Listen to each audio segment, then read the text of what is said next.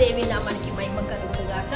మరి మరొక వర్తమానంతో మేము ముందుకు రావడానికి దేవుడు నాకు కృప చూపాడు. కీర్తన గ్రంథం 38వ అధ్యాయము 3వ వచనం అంటుంది, నా పాపమును బట్టి నా శరీర ఎముకలు స్వస్థత లేదు అని. ఎముకలు బలంగా దృఢంగా ఉండడానికి మనుషులు మరి ఆయా ఆహార పదార్థాలు తింటూ ఉంటారు, కాల్షియం అది అందడానికి. అదే రకంగా దేవుని వాక్యం అంటుంది, మరి ఒక ఆహార పదార్థాల వల్ల నీకు కాల్షియం అందుతూ ఎముకలు బలంగా ఉంటూ శరీరాన్ని బలంగా దృఢంగా ఉంచుతుంది. కానీ దేవుని వాక్యం అంటుంది, మన యొక్క శరీరంలో ఎముకలు బలంగా ఉండాలి అంటే, ఉండకపోవడానికి ఉండాలి అనంటే మరి దేవుని వాక్యం చేత మనం నింపుకున్నట్లయితే ఎముకలు బలంగా ఉంటాయి. అదే దేవుని వాక్యము నింపుకోకుండా అసూయ అనే పాపమును మనం నింపుకున్నట్లయితే ఆమేన్.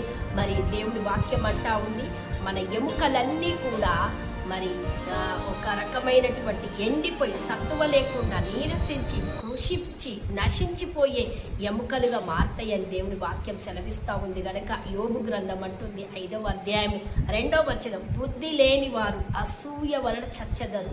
సో మనము బుద్ధి లేని వారంగా ఉండకుండా బుద్ధి కలిగిన వారంగా ఉండాలంటే దేవుని వాక్యం మనలో ఉంటే అసూయ చచ్చిపోతుంది. నెంబర్ 1. రెండవది, మరి అసూయ మనలో ఉండకుండా ఉండడానికి దేవుని వాక్యం పెట్టుకోవాలి. మరి అసూయ నీవు కలిగి ఉంటున్నావంటే దేవుని వాక్యం లేదు అని దేవుని వాక్యం సెలవిస్తూ ఉంది. కనుక మరి ప్రభువారిని కూడా చాలామంది మరి ఆయన సిలువకు ఎలా అప్పగించారు అంటే అసూయ చేతనే మరి సిలువకు అప్పగించినట్లు దేవుని యొక్క వాక్యం మనం చూస్తూ ఉన్నాం. దేవుని బిడ్డలారా, మరి మనలో అసూయ ఉంటే మరి మనము ఏం చేస్తామంటే యేసు ప్రభు వారిని అప్పుడైతే ఒక్కసారి సిలువకు వేయబడ్డాడు. మనం ప్రతిరోజు యేసు ప్రభువును సిలువకు వేయాలని అనుకుంటున్నావా? నువ్వు అసూయ చేత ఆయన సిలువకు అప్పగించబడుతూనే ఉంటాడు దేవుని బిడ్డ.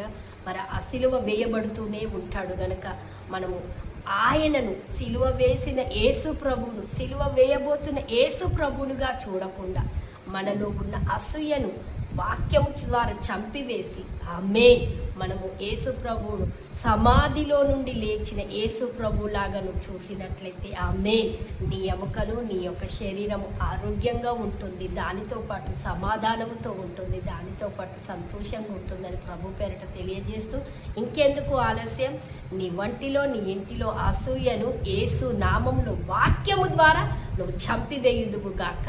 ఆమేన్. దేవుడి మాటను దీవించి ఆశీర్వదించునుగాక.